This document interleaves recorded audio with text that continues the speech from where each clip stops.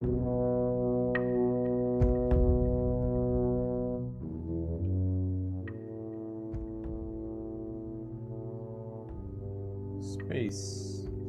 the final frontier. These are the podcasts of the podcast Enterprise. Its only mission to explore story structures, to analyze our favorite characters and plot lines, to boldly talk about what everyone has seen before.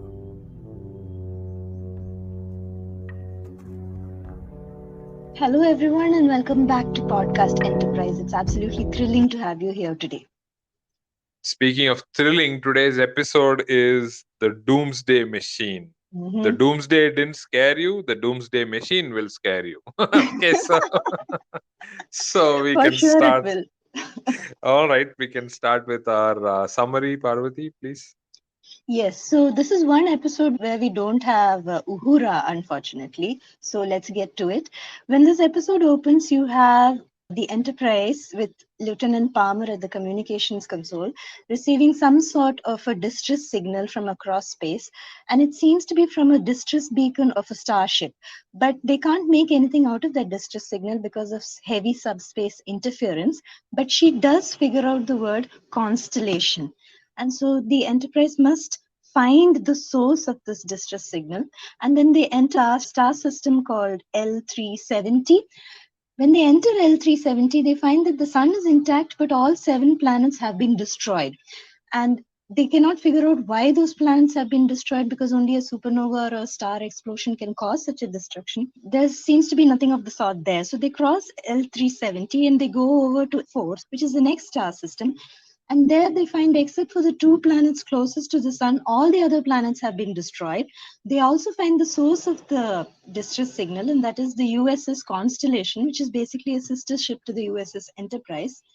Kirk gathers a small landing party and along with Scotty and Dr. McCoy, transport over to the USS Constellation and try and figure out what happened here. He leaves Spock in command of the Enterprise. Now, when Kirk transports himself to the USS Constellation, they find that the ship has been almost completely abandoned. There's nobody there. It seems that everybody left of their own volition or they were kidnapped, something of that sort. They also find that the captain of the USS Constellation is still on board. This is Commodore Decker. He's in a state of shock, which means that Dr. McCoy has to somehow revive him using a hypospray. And when he does that, Commodore Decker is in a state of absolute trauma. He's not able to talk properly, but eventually Kirk figures out that there is some sort of a planet killer running around, destroying planets and solar systems. It leaves the suns intact, but it destroys all the planets that it comes across, and then it uses the debris of those planets for fuel. As to what happened to the crew of the USS Constellation, Commodore Decker had them transported down onto the third planet of the system of L374, and the third planet was subsequently destroyed by the planet killer, which is why Commodore Decker is in a state of absolute shock and trauma.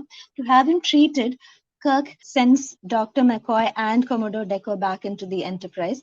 Now, this is where things get a little interesting because Commodore Decker wants to have this planet killer destroyed, and the Enterprise, much to its shock, finds that the planet killer has returned to L374. Apparently, it is because they are there, and this machine, the planet killer, is a machine. It's some sort of robot. It's a doomsday machine designed to destroy everything in its wake. It has detected the Enterprise and it has come back into L374. And here, Commodore Decker, he uses his power and his slightly deranged mentality to assume command of the Enterprise. He wants to destroy this thing called the planet killer. He can't do it because the Enterprise does not have the technology to pierce the pure neutronium hull of this machine. Kirk, meanwhile, is trapped on the Constellation. He gets Scotty to somehow rig the engines and get them working. Commodore Decker wants to take the Enterprise and ram it into the planet killer's throat. He wants the Enterprise to destroy it by going into the thing's maw. This is where Spock has to use his powers and relieve him of duty by exciting suicide, because you're not supposed to use a starship to commit suicide. He uses that clause in the Federation regulations and relieves Commodore Decker of his post and reassumes command of the Enterprise once more. Commodore Decker, still unhinged, he goes down to the shuttlecraft hangar. He picks up a shuttlecraft, takes it to the planet killer without authorization, and he literally rams the shuttlecraft into the maw of the planet killer. He doesn't do much damage, but there is some slight energy drop in whatever emanations the planet killer has been giving out. Kirk uses that information to turn the constellation into some sort of a bomb. He has to time it perfectly. He has to take this constellation, ram it into the planet killer's throat, and detonate it. And he also has to get out of there within the 30-second margin, which is all very dicey. But he pulls it off, gets back to the Enterprise, and the planet killer is destroyed completely because of that detonation. The 4-act structure starts off with the teaser, where Kirk again is seen in his ceremonial attire as was seen in the previous episode. They're worried about USS Constellation. There's not been word from them. All they have is garbled message with the word Constellation in it. And they realize that there's a lot of trouble in the teaser itself.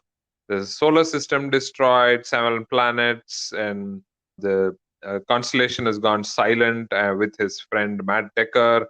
And finally, when they do catch glimpse of the Constellation, it's wrecked, and Kirk immediately concludes that it has been attacked, and there's a red alert to end the teaser. So, in all, we're left with a lot of questions and a disaster, a wrecked ship. The first act starts off with the dead USS Constellation. There is no captain's log in all of the acts. Usually, that's customary for Kirk to read out his log or somebody to read out the log, but there wasn't that. However, we didn't even feel the lack of it. We see the landing party from the USS Enterprise and going to Constellation. That's where it starts. And since there is no danger, they move to a yellow alert. Towards the end, Spock spots the planet killer, as Spock comments. The planet killer is now pursuing the USS Enterprise with on the Constellation. That's where the first act ends. We know what does the planet killer look like. The second act starts off with Scotty and Kirk being on Constellation. They realize that the is down when the reflector is down and they're about to be beamed aboard. The landing party or whoever is left of the landing party is going to beam aboard the USS Enterprise. The robot planet killer. I'm going to be tired of calling it that. The machine. Let's call it the machine. The machine attacks and the transporter gives out. The communication is down as well. So we start off with a very grim situation that Kirk and Scott and a little bit of the landing party are left behind at Constellation without any means to get to the USS Enterprise or even talk to them. Well, Decker and McCoy are back on board. This is a long second act, and at the end of the second act, all things go wrong. Decker is in command, and USS Enterprise is going to be sucked into the planet killer. Sorry, the machines. I started to call it the machine. I want to keep calling it the machine. Into the evil machine's belly, and there's lots of drama in second act. I'm sure we're going to have fun discussing this in the second act. At the last of it, it's pretty much doomsday for USS Enterprise. We don't know about the galaxy, but definitely Enterprise is the first one to get sucked in. Third act starts with Enterprise getting sucked in slowly, steadily, and the Constellation is also not able to move, but just about. It's starting to move. Scotty pulled off his magic here, and the Constellation is started to move, and they're about to see if they can bail out the Enterprise out of the sorry situation that Decker put the Enterprise in. So the third act is about Decker and his sacrifice. That's what it is all about. Third act ends with Decker sacrificing himself because he says, the moment my crew went down, I should have gone with them. Somehow I remained back, so stayed back. So here is me going into the mouth of the machine. So fourth act starts very sadly with Kirk losing his friend and senior officer, and Spock giving condolences to him. The fourth act is all about how to destroy the Doomsday machine. So it really brought to that juncture, but they have only a tiny clue as that actually started off with Decker's death. They found out that there is a way to get this thing out of commission. And towards the end, they have a little bit of discussion. End of fourth act is a little bit of discussion on the actual commentary of this episode, which is the H bomb and the weapons of such massive destruction that it can actually wipe out the race which made it. So it ends very, very well in a nice satin bow at the end, and very nicely done episode. So that's how the fourth act ends, where the machine is destroyed and they have a nice philosophical discussion. No quirky jokes, no full wide vision photograph of all the crew, nothing like that. It just ends with a nice philosophical note. So, how did you like the Doomsday Machine, Parvati? I think it was incredibly intense. It's probably one of my favorite episodes. I really, really enjoyed it, and it also terrified me. To especially that one scene where the planet killer or the machine, the robot, whatever, it turns into the solar system. It turns back into the solar system when it comes into the viewer of the USS Enterprise. It was quite Mm, scary, and it's such a mm. weird looking machine. There's a maw and there's something like a fire burning in its belly. It's got a hull that is made out of pure neutronium that cannot be destroyed. It was utterly terrifying, and it's also, I think, a very good look at what would happen if you had an autonomous machine capable of wide scale destruction left loose in the galaxy. Why would you build something so big is also a good question. And I And yeah. to add to that, it's Mm. self-fueling, which means Yes. it can never, with so many planets and so many things in the galaxies, it's never going to run out of fuel. Yes, and all it has to do is when it's done here, it can go to the next galaxy and the next one and go on indefinitely. So it may have some sort of self repair mechanism also because it's lasted so long. It's apparently been around for a very long time. And as Kirk notes, it's come from another galaxy. So it's not even technology that you can identify with. It's completely alien. That was very, very frightening. I also think that Commodore Decker, despite his apparent insanity, was probably a very good commander. The loss of the 400 people that were aboard the USS Constellation is what actually drove him over the edge. And he wants to destroy this robot somehow, anyhow, even if it means seizing the Enterprise, taking over command of the Enterprise, forcing them to do things that the ship is not really equipped for, but he's not thinking about that. He just wants that thing destroyed. I thought that was very interesting also, Bala.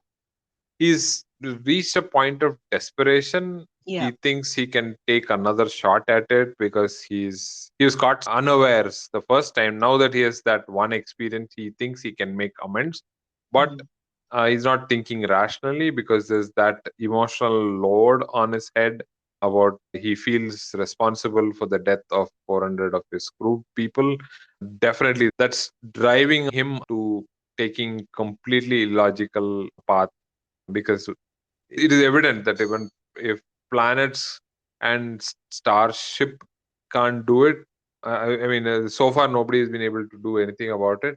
How can one starship with all its might can do anything against this giant beast? You Yeah. can't react with it. You cannot get inside it and see something. No, you cannot. This is just a killing machine.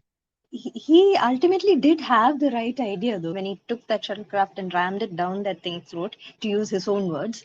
Hmm. He did have the right idea because taking that shuttlecraft and taking it into that machine somehow reduced its energy emanations by a fraction, but that was enough for Kirk to deduce that a proper explosion, a real fusion explosion, could bring it down. So he did have the right idea somewhere, but he was just too traumatized and slightly delusional, I think, and that prevented him from thinking rationally. You can't blame him for that. If it were not for Decker, if we went by past experience from how Kirk handled such emergencies, he would have sent probes, sent something to figure out where is the weakness, because that is his usual. Even in extreme crisis situation, that's what he does. Balance of terror. He calmly studied, in spite of the fact that there were so many outposts that were destroyed, so many people, so much of all this infrastructure was destroyed. He was almost at the brink of war. I mean, Mm. Basically, the USS Enterprise and this unseen force are the only ones stopping them from going into a full scale war. So that's the kind of risks there were. But Mm. Kirk slowly would have, if not for Decker, he would have gone through that cycle, found out what the weakness is, Yes. and then would have taken that action. They wouldn't have been in this crippled state that they were when Spock took over, and they had to resort to this kind of. It was pure luck. It happened that way, that because of his desperation, Decker's desperation, they Mm. figured this out. I'd Yeah. helped them, but it was totally dumb luck. I don't think there's nothing else to explain. There's no rational. There was no phenomenon. There was no philosophy. Nothing. Spock tried so many times to get Decker to veer off and leave Yeah, that thing alone because it's no use firing phasers at it. This Enterprise is like an ant to that thing, to that yeah, robot. yeah. And there's Yes. no point firing phasers at it. It's not going to penetrate the neutronium hull. That thing Mm, can see you coming. So you can't go right in front of it and decide to fire at it. And it's not going to be any use anyway because it will just absorb all of what you're firing at it. And yeah. Decker just wants to keep going. He wants to keep going and keep going. And then finally gives Spock, the Yeah. logical minded Spock, a reason to relieve him of command. If he hadn't given Spock that reason, I don't know what would have happened to the Enterprise. The clue for us, at least as the audience, to infer the how big a threat this is, you take one look at the solar system that has been destroyed, Yeah. and Kirk makes this comment saying only a Noah could have done this. So it's as powerful as a star going into a Nova state, which is like an Yeah. explosion and consuming all the planets. That's how powerful this robot killer is. We get a very good sense of that. And Mm. maybe I'm also now thinking, just to give the benefit of doubt, that Mm. such a size of threat, maybe desperation was the only thing left now. Maybe Yes. a logical course of action may not have helped it in the course of time, or in the amount of time that they had. Maybe it wasn't helpful. Wouldn't True. have been helpful. Who knows? It's also a fact that this robot, even though it is a robot and it is powered by some sort of artificial intelligence, you can't really reason with it. You can't signal it Mm. saying, "Can you stop?" You Mm. can't talk to it, unlike, say, Nomad, which was responsible for billions of deaths. But that at Yes. least you could talk to it. You could get through to it and then short circuit it by talking to it. But for this planet killer, you can't do any of that. It doesn't talk. Its Mm. intelligence is very, very rudimentary. It does what it is programmed to do. It is able to take certain decisions, like it could possibly pursue the Enterprise. It can fire at the Enterprise, and Right. then it can decide that it's had enough. It can do all of that, but you can't really reason with it. So Kirk's logic and his intelligence won't work there. So, and it's so huge that Right. anti the beam that it uses, Mm. what is it called, Bala? The beam that it uses to Mhm. destroy those planets, you can't do anything once it starts firing. You can't stop it. You can't tell it to stop. So yeah, probably desperation was the only thing they could do. It is also miles long, Mm. and it's just not, and it moves at some strange speed. It turns slowly, but it is moving at a very high speed. So there's nothing anybody can do except try something out of desperation. In this case, there is a bit of luck, true, but it worked, Yeah. which is a good thing. They call it the anti-proton beam. He calls it. He Exactly. says pure anti-proton beam. Anti-proton beam. Yes. Yes. Yes. That's what Yeah. he calls that. Also, I think that with Decker and his, so in the first act itself, we get to know that they have fought with all their might, with all the. I'm sure. I mean, this guy is a commodore. He's no dud. I mean, he's Kirk is a captain and Decker is a commodore. So, which is Mm. means that he has more combat experience. He has more starship experience. He knows. He probably knows, and it's the same class. I think the starship. So he knows what it can do and cannot do. He's done his best. And yes, there was the only thing that remained was with the power out, everything gone, was Mm. to transport yourself down to the planet and wait for help. So, Yes. of course, Planet Killer had to decimate that third planet also, and this Mm. guy's transporter gave out, so that was a problem. So, He's been through absolute hell despite whatever he has experienced before and all of the combat experience that he has before. He has never seen something like this. And it's also very traumatic to lose the entire crew hmm, because of something that you cannot fight. And the yep. planet killer is hellish, as he Hmm. describes it. It's an It's a absolutely devil. hell. It's a He devil, says, yes. he calls it the devil. He He calls it says the that they devil. say there is no devil, but this one is. This one is a devil. Yes, Uh, so he's also put in a position where nobody else has dealt with something so absolutely and completely nightmarish of losing hmm, 400 people and facing this thing with a huge fire like opening at the front, and it keeps and destroys planets. Nobody has dealt with such a thing before. So I hmm. guess most of his experience up to that point didn't really help him here. Yeah. The first act also established two things, right? One was the fact of what it had done. So one is cripple the ship. We have been seeing that. I mean, take it out completely. So the Yeah. starship. Then the second one was the crew is dead. That's in the past.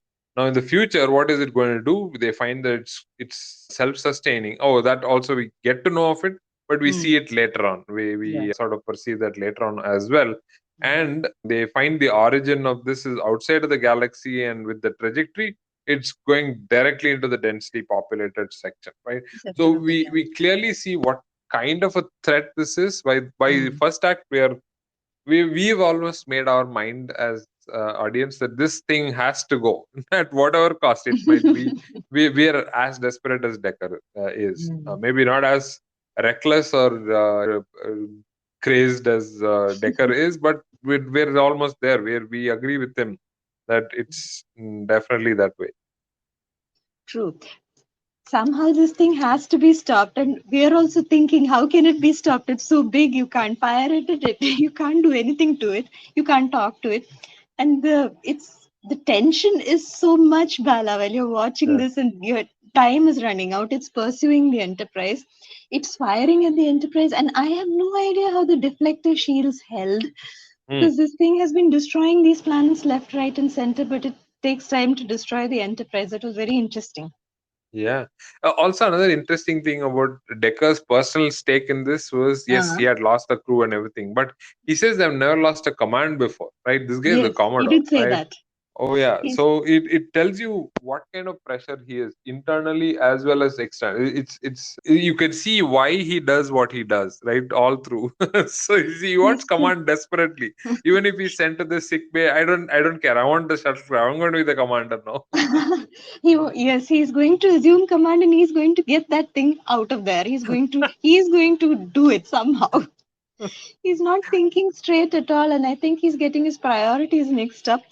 If he Yeah, had some sort of sense, he would just listen to Spock. Instead, he has to relieve Spock of command and then go on this crazy suicidal mission to destroy the planet killer. If he had been thinking normally, he would have realized that it's impossible for the ship to do that without getting everybody killed, and then yeah, that robot would still be there.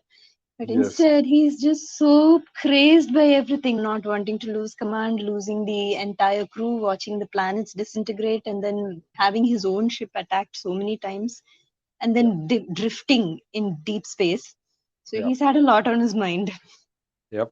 And all that led of Decker versus Spock, right? Spock says Yes. in command, he says, take evasive action, which is probably the logical thing to do. And Decker says, no, we're going to turn around and attack. It's like, what? And you could see the crews. The crew totally agrees with Spock because that they, Yep. you can see Sulu's experience also. He's been through such situations himself. Yes. He knows Spock is right, and he knows Decker should not do what he's ordering him to do. So, and Spock does his best. He says, "Okay, you did that, and what we have is a wrecked ship and a dead."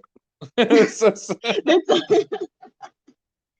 Yeah, the logical thing to do is when you see such a demonic, huge hellfire thing, you would want to run. But instead, this madman says, "Let's turn around and attack and attack." he says, "I'm going to fire point blank, dude. This is Yeah, neutronium."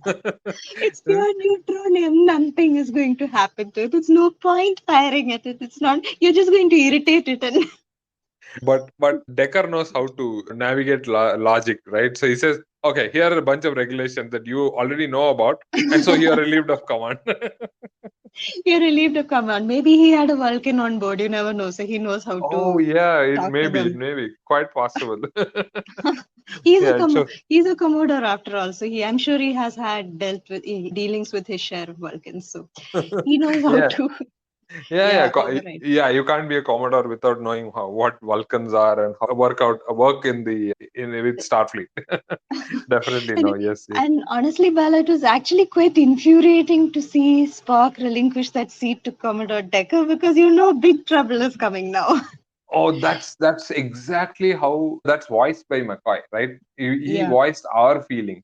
He said, Yes. "Spark, do something." That's Exactly. Do lit, something. And then literally. and then he did something. He relinquished that seat, and then you're thinking, why are you doing this?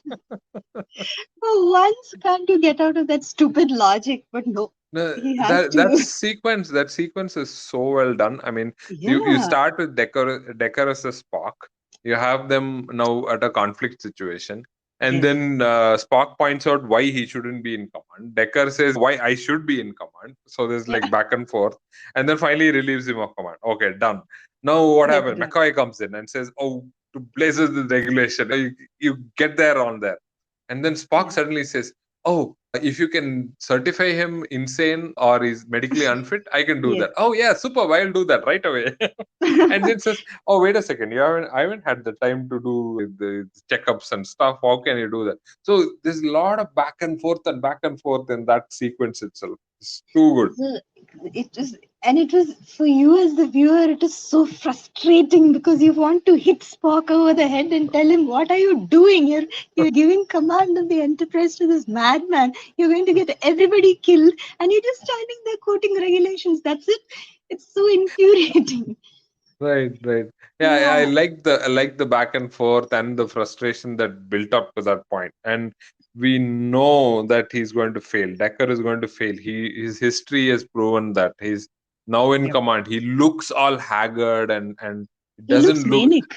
Yeah, Yeah. exactly. And they juxtapose it with Kirk, who looks totally sane and in Mm. control. And the only thing he's bugged about is he's that you're the madman who drove my ship into the throat of that thing. So it Yeah, says that's exactly. And it is so telling that the madman is aboard the Enterprise, on board the Enterprise, attempting to get it destroyed. And you have the perfectly sane and frustrated Kirk. He's back on the USS Constellation, trying to get that stupid ship to work to somehow intercept whatever the Enterprise is being forced to do. correct. He's completely sane, but he has no crew. Everybody is with Decker, who's already lost an entire crew, and now he's going to do the same thing with the Enterprise's crew. And Yeah. frankly, that one scene where he gives Spock enough reason to relieve him of command, that Oh was yes, sheer yes, luck, but it was yes, brilliant. It was yes, so yes, brilliant. yes. That And was and then that you're thinking, yeah, the journey up to that yeah, was just yeah, too good, right? So he says it's they've been amazing. held by the track. Hey Bala, Oh, not again. We're so into it. I know this seems like some sort of AI conspiracy. How dare we talk about a machine in such a bad way? It's Oh gonna my log us good out. lord. Yeah. Yeah. Anyway, so let's get back to this. So this, yeah. Okay, I was Hmm. going to say that. You're talking about the tractor beam. So they get caught in the tractor beam, Hmm. and he says, "Okay, now if you do this, that is suicide, and that's psychological premise for me to relieve you of command." And Correct. now Decker has nothing but he just has to wear off, or at least give the command. They can't wear off. That's another story. Yes, he did try, though you have no authority over me, and then you're bluffing, he says, when Spock talks about having him arrested, putting him under arrest. He says you're bluffing, and then, No, of no, course, he but is that putting him. happens after Kirk interferes. Kirk Yeah, says, "On my authority as personal exactly. authority as captain." So we Yes, need he that does. third one. Now Oh, the yeah. whole balance flips over, and Yeah, that was the third one, and yes. now there's no other go for Decker but to relinquish command.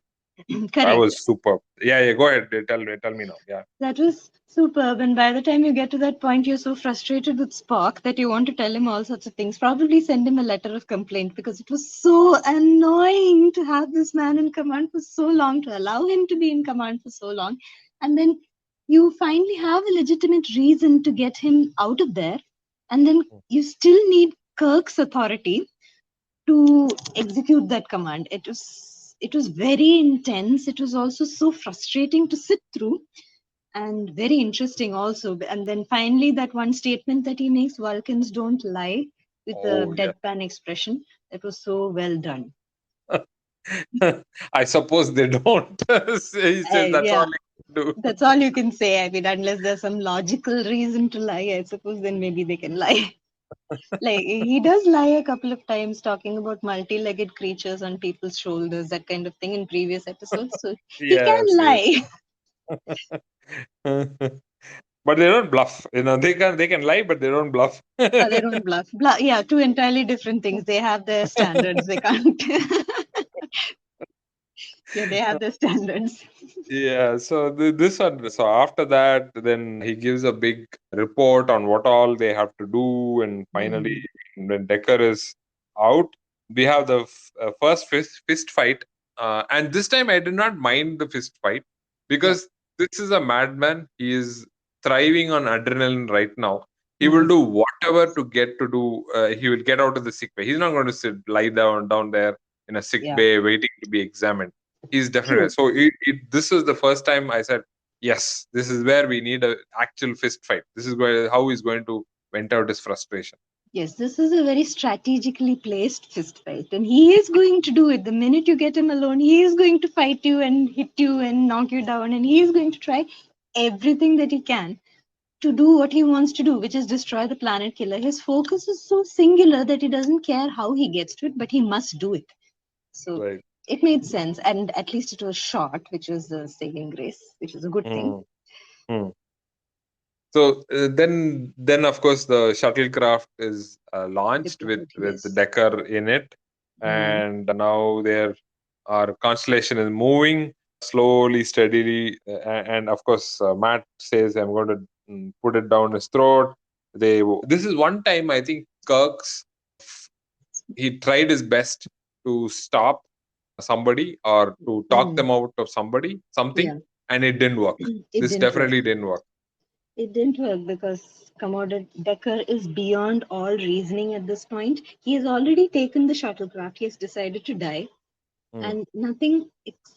Kirk cannot get through to him because there's nothing you can say really. Whatever you say is not going to have an effect because Hmm. this man has already decided to die. Hmm. Yeah, yeah, it's true. Then, of course, one thing I wanted to talk about in the yeah, I think one thing I wanted to talk about in this entire episode also is Scottie's contribution. This is Uh-huh. incredible because he had no tools, nothing. He had probably whatever remnants of stuff that he would find in the Enterprise, and he pulled off a miracle out there. He brought in what was necessary at the right time. He did not give up. With whatever little few things that he had in his control, he did very, very well, exceedingly well, and approximately at the correct time. Yes, and he was constantly on the move. First, he was trying to get the constellation moving, and he managed to do something to the circuitry and get the impulse engines connected to the other engines. I mean, the warp engines, and somehow he got it to move. And he did it with a very level head. He would do whatever Kirk wanted him to do, and he was completely calm about the whole thing. And when Yeah. Kirk gives him that 30-second threshold to kind of rig, to turn the constellation into a bomb with that 30-second threshold, Scotty does it immediately and perfectly. He rigs the timing perfectly. He does everything perfectly. He goes back into the Enterprise and then he finds that the transporter is not working and he gets to work immediately. There's Yes. no wasting time. There's no thinking about what might have been. There's nothing of that sort. He goes straight to work. He doesn't even get, I think, a minute's respite from that because his brain is working so quickly, and that just shows what an incredible engineer he is. Oh yeah, yeah, totally right. He wants saying that you should be trusting your life with that finicky piece of machinery. He He tells does say, he tells Kirk that, he in does spite say of that. the fact that he loves his machines, he loves the Enterprise, he loves everything about the Enterprise Yeah. in terms of machinery. He says that it's a finicky piece of equipment. Yeah. Don't trust your life to that. He says He that. does say. He And does say. Spock Huh. reveals a personal side also. He says, "Jim, you will be killed." And lots of Yes. times he is referred to him by his first name. Yeah. And I think in the previous episode, I wanted to comment also that Scotty for the first time addresses Kirk as Jim in the Mm. previous episode. Anyway, that was in the Apple. But Yeah. in here, this is also good. This is Jim. You'll be killed by Spock. So that was good. Personal moment for Spock. Yes, he's showing a bit of emotion there. He doesn't want his friend to die. And Right. he's Exactly. it does concern him, but he is calm, but at the same time some human element is being shown, and that was brilliantly done. Yes. Yes. It's also It was also quite scary to watch Kirk in the Mm. constellation by himself. The Oh whole yeah. thing is finicky. It's not just the engines or one Oh yeah, portion yeah, of the yeah, yeah. constellation. The whole ship is finicky and it's wobbling, and you don't know whether it'll shut down completely or what. Yeah, You the don't know. engines are fused. The bridge itself looks warped, and Yes, it looks totally out of shape. It's unbelievable. Yeah, and of course our favorite science officer's knack of putting everything into the last place of decimal. He says 97.8. If should I understand megatons? No, no, no. That's not true at all. It is 97.835 megatons. we must have our accuracy, right down to the last decimal point. Otherwise, you are in error. You So can't I thought he's function going that to way. disagree by saying that no, it's not possible. That's what I initially when I first saw it. I remember I thought, okay, Spock is going to say this is a stupid idea. Don't do it because it's too weak or something like that. No, no, he just has to correct him for the decimal. That's it. Uh, I mean, he didn't even say it's 98 megatons. It had to be 97.835. Eight three Why? five. You're so focused on the numbers and you're missing the wood for the trees, really. And also is another thing about Sulu. Sulu doesn't say anything apart from pushing buttons or engaged or something. However, you see him Mm. smile when Yes, Spock takes over. You see yes, him sweat when Kirk is with the constellation is so close to that thing. yeah. You can see him sweat and he's counting down right from Mm, 2,000 he's miles to counting down. 1,500 miles to 1,000 miles to 500 miles and go on and on, right? So to Yeah. few 50 miles or whatever. So it's unbelievable without uttering a word of how he feels. We actually know how he feels. He is expressing himself without actually expressing himself, and he's not Oh yeah, expressing himself like Decker, but he is similar to Scotty in that sense. right. He's doing his job, he's doing Hmm. what he's ordered to do, and at the same time you see glimpses of what the inner turmoil that's happening, because Oh he's getting stressed out with Decker's yeah, commands are utterly crazy, and but he has to do it. Sulu has to carry out those commands because of the authority that Decker holds, yeah, but he is incredibly relieved when Spock assumes command, because now he knows there'll be some semblance of sanity there.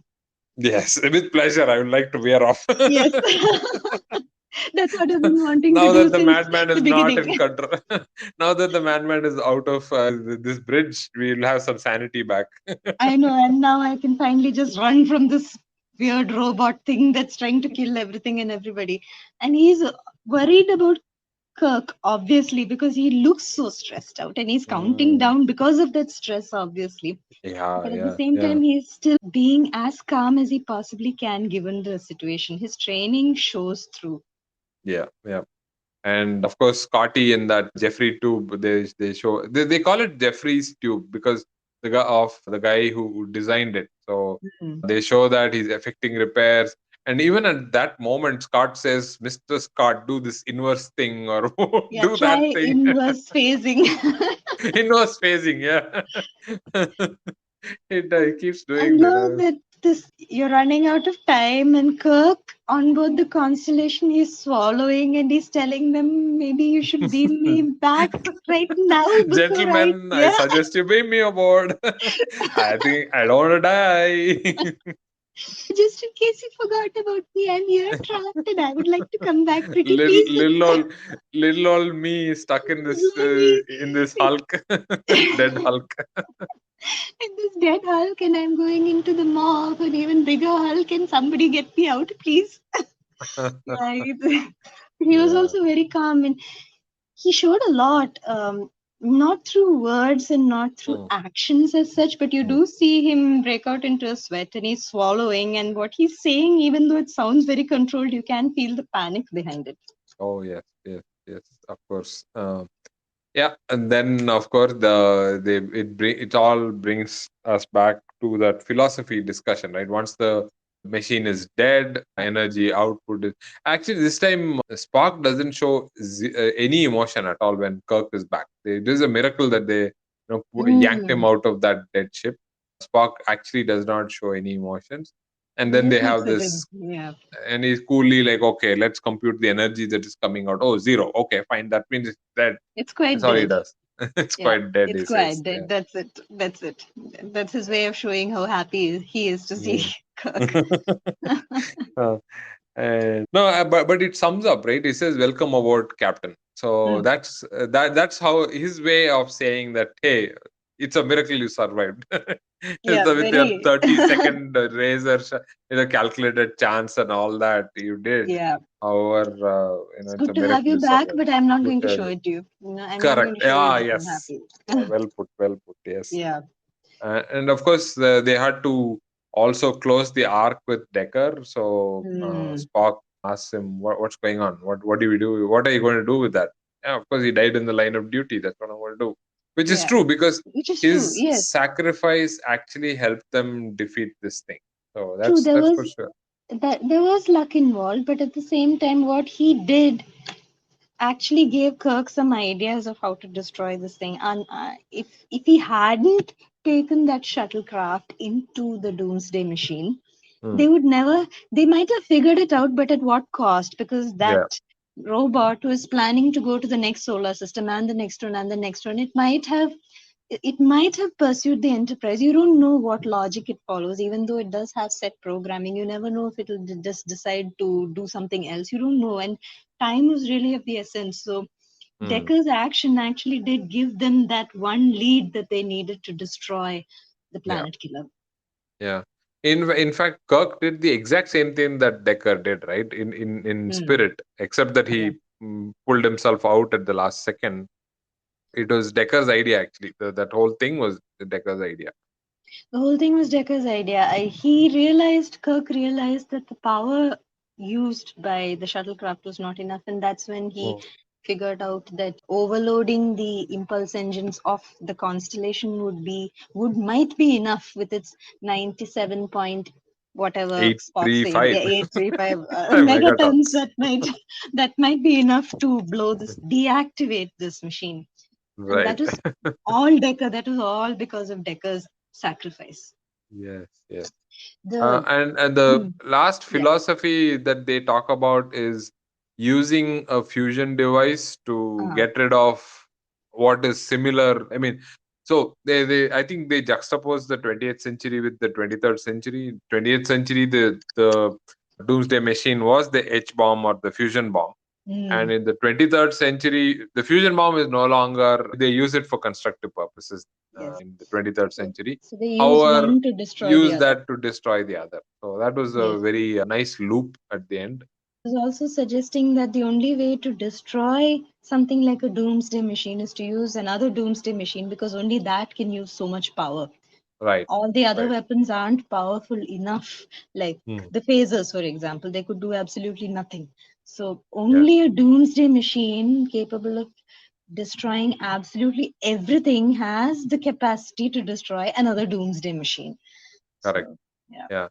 The parallel I could think of was in the Gulf War. They Mhm. used one missile, the Patriot missile, to intercept and destroy Scud missile coming from the other side, or the Huh. enemy side. So they used Yeah. one missile to counter the other missile. Though conceptually, at least, it was very similar in that respect. It is very similar that way because, like I said, you have to. The only thing that can bring down a doomsday machine is another doomsday machine. I'm actually thankful that the planet killer did not explode and decimate the entire galaxy, given the power that it was generating. And when they Yeah, yeah, deactivated it.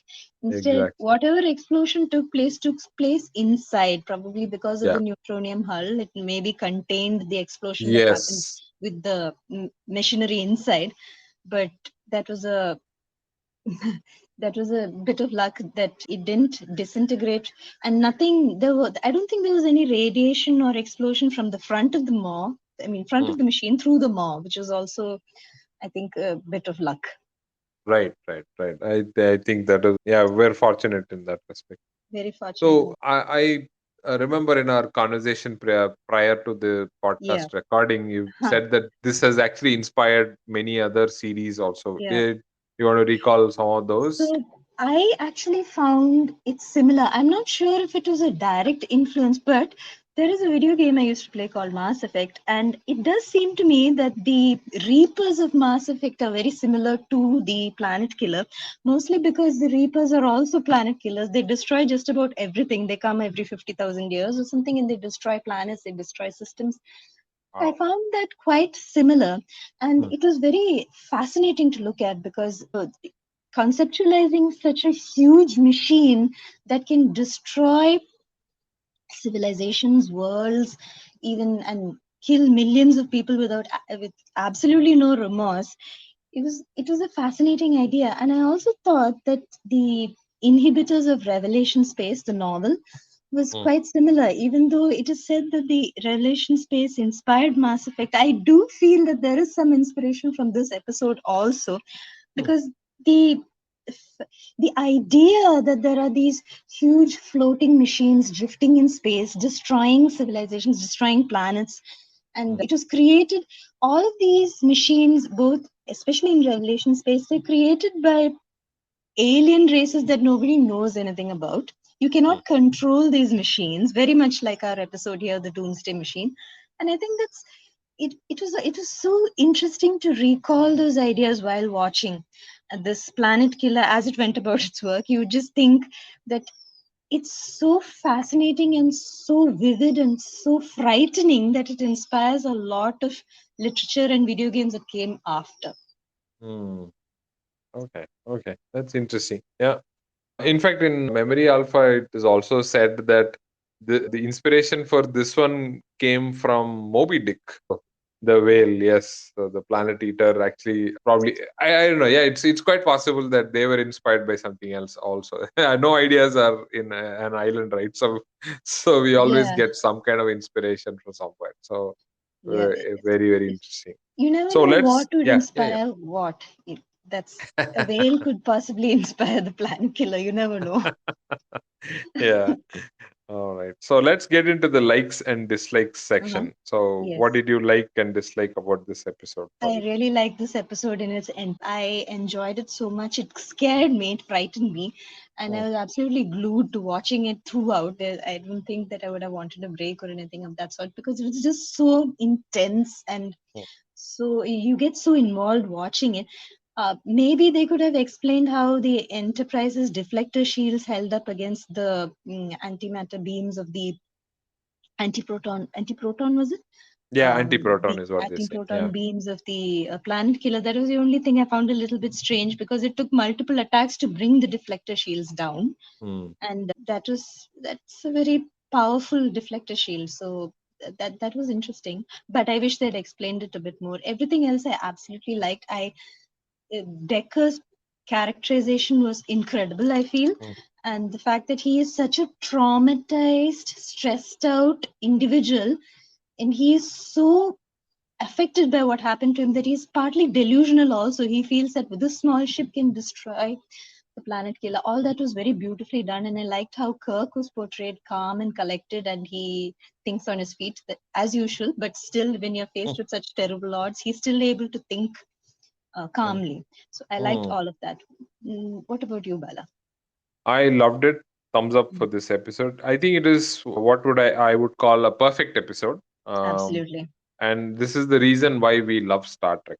Some of Yeah. these episodes really justify our love for Star Trek, and spending so much time on discussing and recording and doing all this. Totally justified Mm, because of yes. episodes like these. Yeah. I liked how the commentary on the H bomb Mm, was not way below that it misses the target. I mean, we don't even get what the commentary is. Neither was it over the top, like, oh, here is the moral of the day, moral of the story, here, take it. No, yeah. it wasn't that. It was mentioned, it was dealt with correctly at the right amount, I thought. That was very nice. Yes, absolutely. The concept of Doomsday Machine to destroy another Doomsday Machine, loved it, completely loved it. Absolutely. Yeah. It is a very, So, very sharp observation that only one doomsday machine has the power to destroy another one, even if the other one is an alien construction. yep, absolutely. And the characterization, like you mentioned, Mm. also picture perfect. Scotty, McCoy, Spock, Sulu, Kirk, of course, and Decker. This is interesting. One person I missed, of course, was Uhura. Lieutenant She Palmer was. seemed to have taken up the role. Yeah, but Chekhov was missing. yes, another one. No Chekhov. No That's another Chekhov. likes this time, because last time in the Apple he was quite annoying. So I hope he redeems himself later on. I mean, So I'm sure he would have claimed that the doomsday machine was constructed by Russia. I'm sure. uh, yes. So it brings us to our last question. Hypothetically, if the screenwriter were to appear on this podcast, what would you ask them for, to explain or to change? Nothing much except where's Uhura. I would have liked to see her. That's all. I would have asked for the Yeah. autograph, their autograph, for such a Yeah. beautiful episode. Absolutely beautiful. It was frightening. It was eerie. It was, and at the end, it did have its satisfying moments when you felt that finally you can breathe. And we'll see you in the next episode. Thank you and bye. Bye, everyone. That brings us to the end of this episode. Thank you for listening to the podcast Enterprise. Please do share your reviews with us, and please share this podcast with any of your writing friends or trickies. Live long and prosper.